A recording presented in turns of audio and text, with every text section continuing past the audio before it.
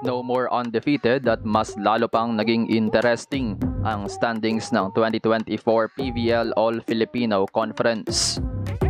No more undefeated, 2024 PVL standings update. Reverse sweep ng Chocomucho naging bato pa. Rebisco teams nadali ng no sweep. Pero bago yun mga ka-V-heads, huwag kalimutang mag-subscribe at click ang notification bell para updated ka sa aking latest videos.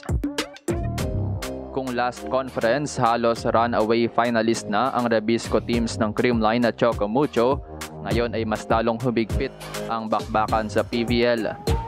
5-way tie na ngayon ang tuktok ng 2024 PVL standings matapos ang resulta ng matches ngayong March 19, 2024. Definitely pinaka-crucial dito ang match ng PLDT at Chocomucho dahil mas lalong gumulo ang standings matapos ng match. Marami nga ang nag-expect na panalo ng Chocomucho dahil sila rin ang natitirang undefeated team bago ang match. Pero ginulantang nga sila ng high-speed hitters in 5 grueling sets, 25-20, 25-12, 23-25, 11-25 at 15-13 pabor sa PLDT. Sa unang dalawang set, marami na agad ang nagulat dahil sa 2 sets to love advantage ng PLDT. Bagay na hindi common sa PLDT Chocomucho matches. Sobrang sharp tignan ng high-speed hitters sa first 2 sets habang lumaylay naman ang laro ng Flying Titans lalo na sa second set. Nawala nga ang signature floor defense ng Chocomucho at dehado rin talaga sila sa opensa. Na-check ng PLDT si CC Rondina. Pagdating ng third set, nasa PLDT pa rin ang momentum pero hindi nagpaawat ang Chocomucho matapos ibalik ang mainit na opensa ni CC habang activated na ulit ang kanilang floor defense. Naisalba ng Titans ang set 3 25-23 bago bugbugin ng PLDT sa fourth set. Dito nga nag-shuffle ang parehong coaches. Pinahinga na ni Coach Ricafort ang kanyang starting 6 matapos lumobo ng lead ng Titans. Unstoppable sina Kat Tolentino at CC Rondina habang maganda rin ang nilaro ni Dina Wong. At sa set 5, hindi na naghiwalay ang dalawang teams. Biggest lead for either teams ay 2 points. Pero in the end, hindi in-expect ng Chocomucho ang new gun ng PLDT na si Kisha Bedonia, scoring 2 crucial straight points at dinala ang high-speed hitter sa match point. Isang crucial error ni Kat Tolentino ang tumapos ng game 15-13.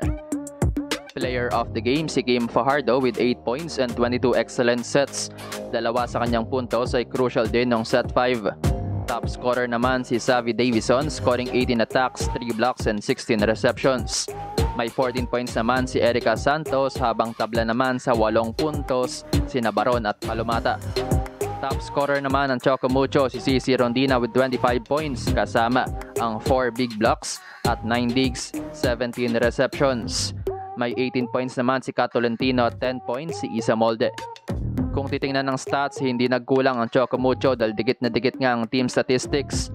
Lamang ng tig-2 puntos ang Titans sa attacks at blocks habang abante naman ng isa ang PLDT sa aces. Kaya sobrang dikit nga ng scoring skills.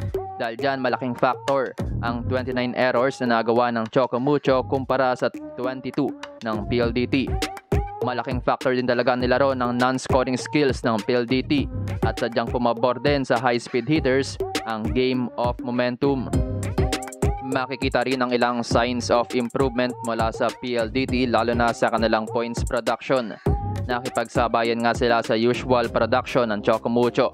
Maganda rin para sa high-speed hitters na hindi nila sinukuha ng game kahit na muntik ulit maulit ang pag-choke ng koponan mula sa reverse sweep sana ng Chocomucho. Nagpakita ng composure ng high-speed hitters sa set 5. Dahil nga dito 5 teams na ang tabla sa 4 wins and 1 loss record. Kabilang dito ang number 1 na Petrogas, number 2 Signal, number 3 na defending champions Creamline, number 4 ang Chocomucho at number 5 naman ang PLDT high-speed hitters. Parehong babalik ang Chocomucho at PLDT sa March 23 para sa crucial games. Makakaharap ng PLDT ang palabang Farm Fresh 4 PM habang susubukang mag-bounce back ng Chocomucho kontra Cari Chargers 6 PM.